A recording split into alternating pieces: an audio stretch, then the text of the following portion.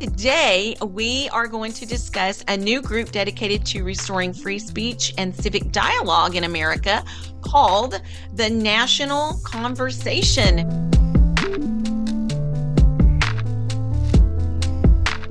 The National Conversation came about as we sat around and few prominent people decided that it's time to launch something new that would sow the seeds, essentially, of a new path, possibly a third way or a third path that would have some foundation or build the foundation, grassroots foundation from the bottom up, in order not only to protect free speech, to engage in civil discourse around the nation, but to also challenge and offset the so-called uniparty.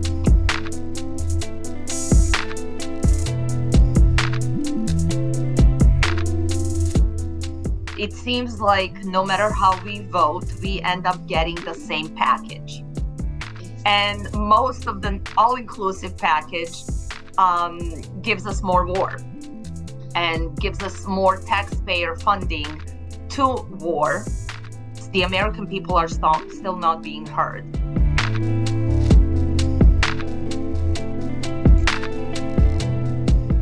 What we wanted to do is get together with several very prominent leaders, spearheaded by Colonel Douglas McGregor, and we will be joined by Natalie Brunell, who is a really fantastic financial expert.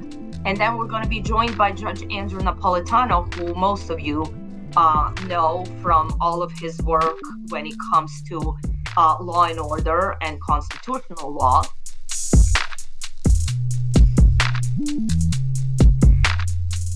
And we wanted to engage with Americans, not come and talk at them, but actually talk with them.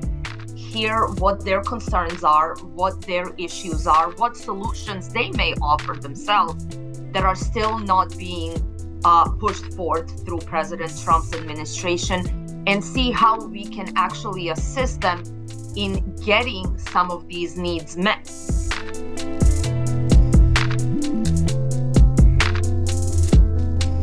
Discuss some of these questions that are pressing for our nation, such as foreign policy, such as economics, such as financial fluidity of our country, fiscal responsibility, law and order, border protection.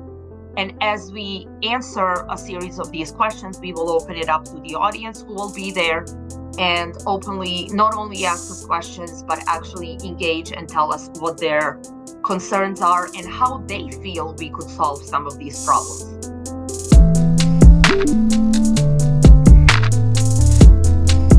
Seeing what Charlie was doing, it's right time for something like this. They literally murdered Charlie Kirk in this open arena, sending a message to our young people and sending a message to Americans that they want to shut you down. Where they shut down one voice, and Charlie's voice obviously was so very effective, but if they shut one down, 1,000 more are going to rise up. And that is exactly what we're doing.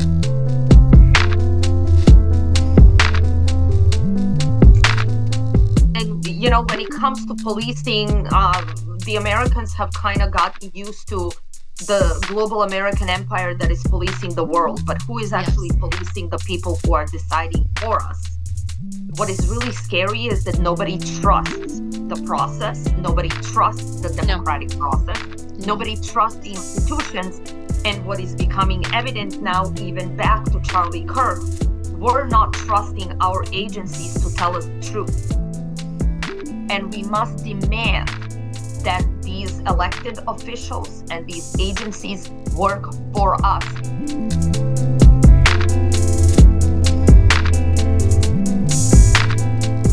Yes. It has to start in every pore of our society, because every pore of our society has been infiltrated.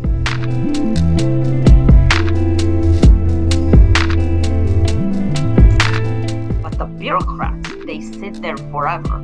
Look at our foreign policy. Why do you think it never changes? It hasn't changed for decades because the unelected bureaucratic managerial class actually runs the show.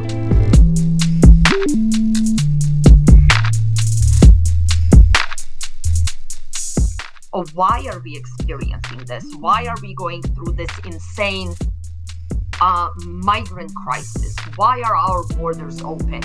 Why are we having these immense demographic changes, not only in the United States, but all around Europe? Why are certain native populations being replaced? Why are we not existing in a high trust society that's homogenous?